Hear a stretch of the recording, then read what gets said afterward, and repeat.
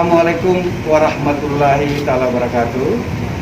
Saya Bahtiar Baharudin, penjabat sementara Gubernur Kepulauan Riau.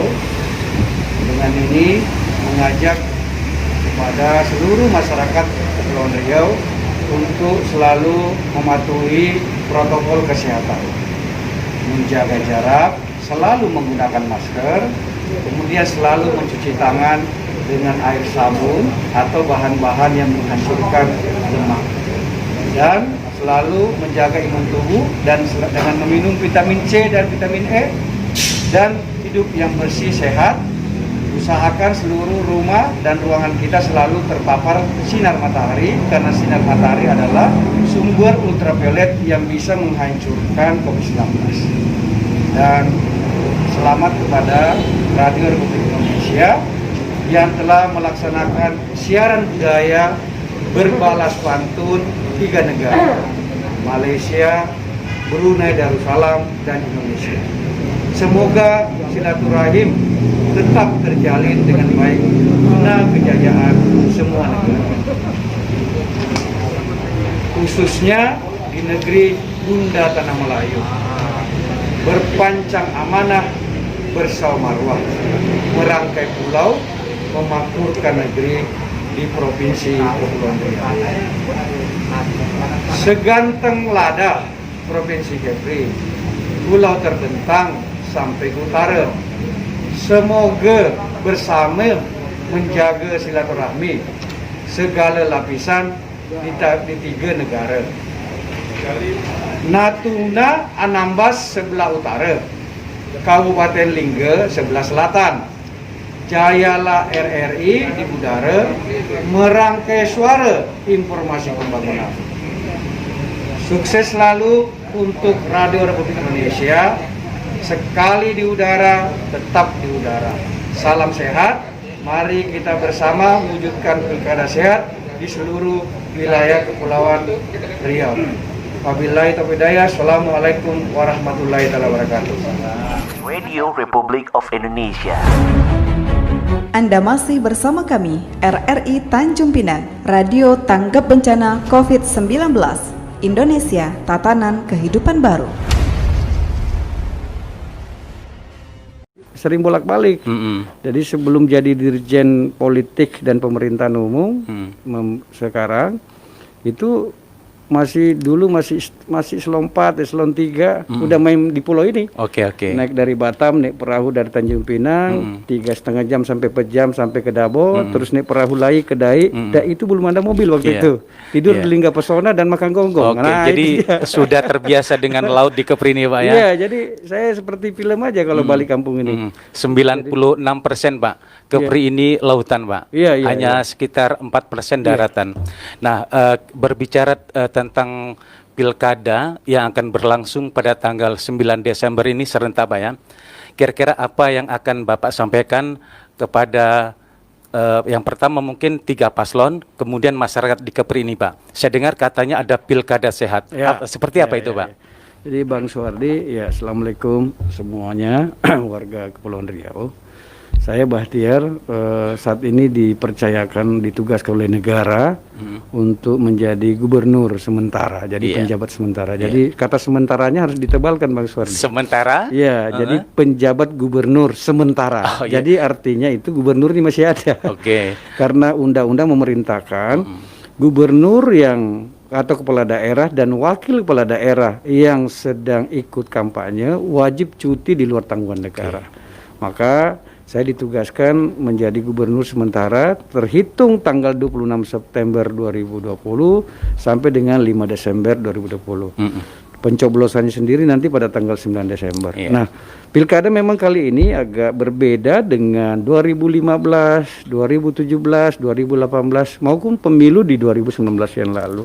Kenapa berbeda? Karena hari ini seluruh dunia, termasuk kita di Tanjung Pinang dan seluruh wilayah Kepulauan Riau, sedang menghadapi satu masalah bersama atau satu musuh bersama, namanya COVID-19. Artinya segala aktivitas kita mau aktivitas sosial keagamaan, aktivitas ekonomi, termasuk aktivitas politik yang disebut berpilkada itu juga harus menggunakan protokol kesehatan. Oleh karenanya pemerintah bersama DPR, bersama penyelenggara pemilu dalam hal ini KPU, Bawaslu dan DKPP memang sudah mendesain pilkada kali ini wajib mematuhi protokol kesehatan. Jadi aturan mainnya itu, kalau kampanye dulu supaya ramai itu pilkada, maka harus ada kegiatan kesenian, ada kegiatan kebudayaan, ada olahraga bersama, biar pilkada itu ramai. Nah, tapi karena kita sekarang pandemi, semua itu tak boleh ramai. Tidak boleh ramai. Tapi tidak boleh juga menjadi pilkada sunyi kan? Nah, walaupun dibatasi Pak ya. Walaupun dibatasi, tetap ada ruang bagi pasangan calon untuk menyampaikan visi misinya, programnya, gagasan-gagasannya melalui pertemuan-pertemuan terbatas dengan protokol kesehatan. Nah, yang berbeda apalagi memang saya Bang Suwardi dan pemirsa RRI Tanjung Pinang, memang pilkada kali ini memang sengaja didesain sedemikian rupa justru menjadi instrumen untuk perlawanan COVID-19. Apa yang kita maksudkan itu? Bahwa sejak awal kita setting pilkada ini, kalau dulu alat-alat peraga kampanyenya itu berupa kaos, mungkin banyakkan spanduk. Sekarang memang di PKPU nomor 13 2020 itu kita desain sedemikian rupa justru alat-alat peraga kampanye baik yang disediakan oleh penyelenggara maupun pasangan calon itu berupa bagi-bagi masker. Jadi maskernya kalau nanti ditulisin gambar pasangan calon, terus ada bagian sanitizer, kemudian ada mungkin membagi sabun dan sebagainya. Kenapa itu kita langsung demikian? Karena hari ini kita tahu alat pertahanan COVID itu adalah harus pakai masker, kemudian hand sanitizer, supaya masyarakat yang tadinya menganggap pilkada ini bisa diidentifikasi, bisa sumber penularan, justru jadi perlawanan. Masyarakat yang tidak mempunyai masker justru dapat masker dari pasangan calon. Bayangkan saja kalau ada 270 daerah pilkada, pemilihnya itu kurang lebih 100 juta orang pemilih.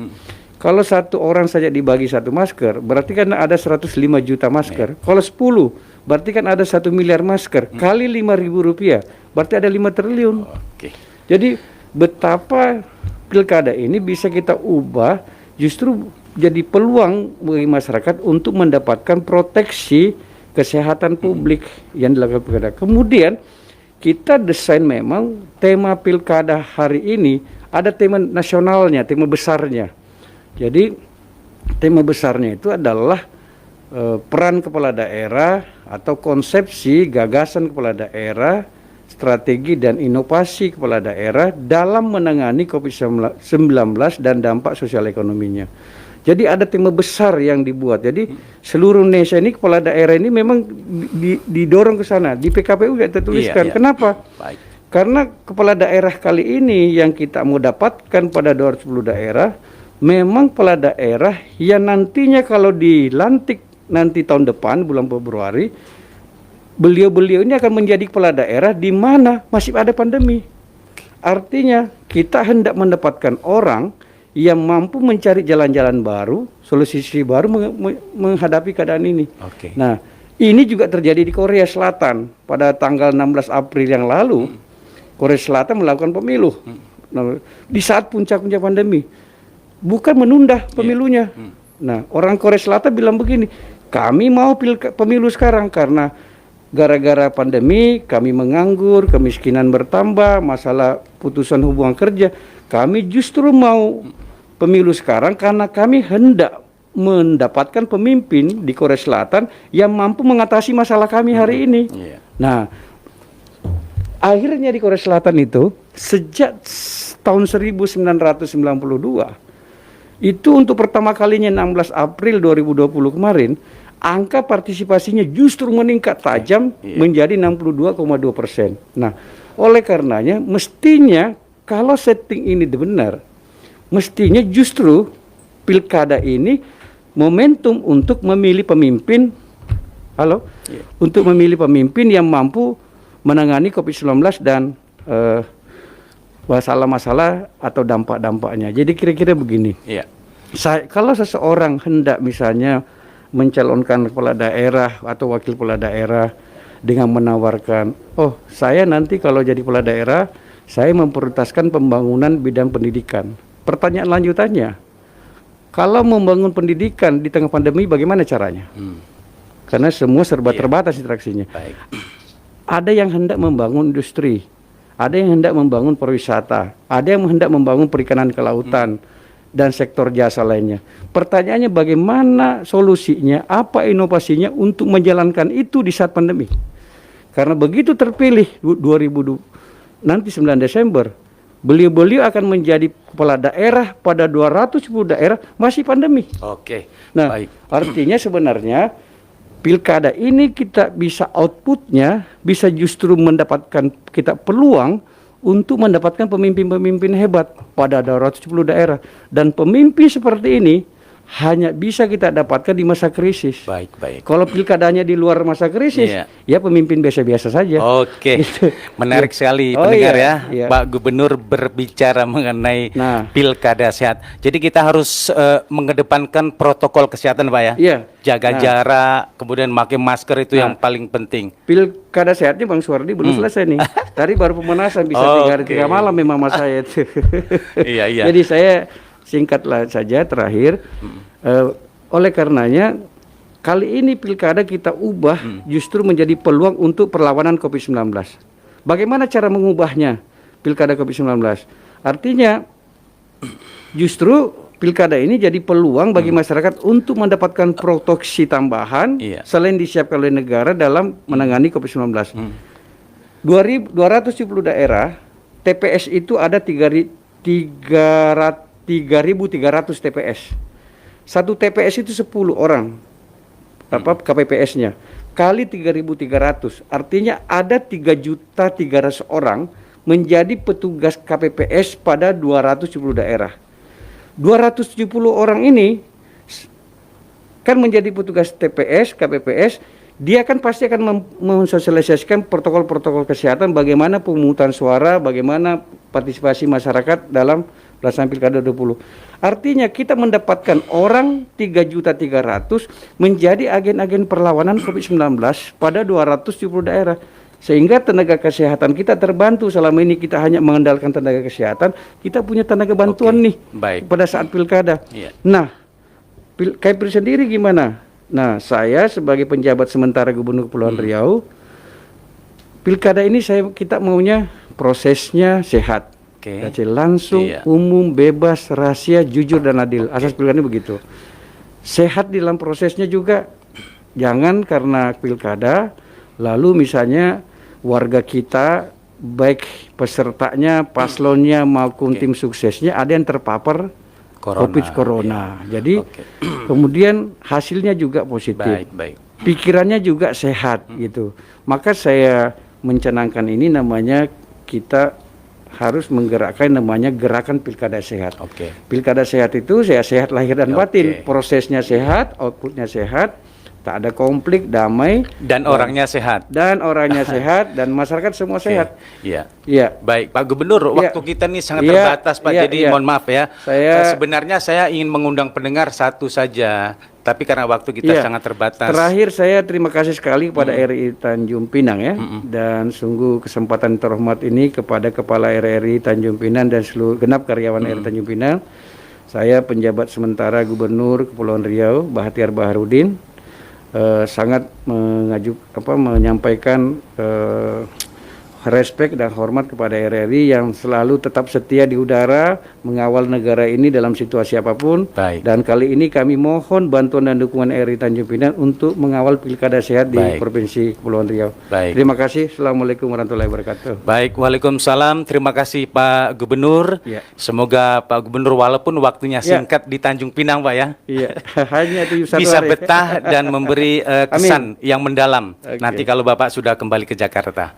Dan pendengar, itu tadi bincang-bincang singkat kami dengan Gubernur Kepulauan Riau, PJS Gubernur Kepri ya, Bapak Bahtiar Baharudin. Terima kasih Pak Gubernur, sukses selalu dan kita selalu menjadikan pilkada, semoga pilkada yang sehat di Provinsi Kepri. Terima kasih, selamat sore. Assalamualaikum.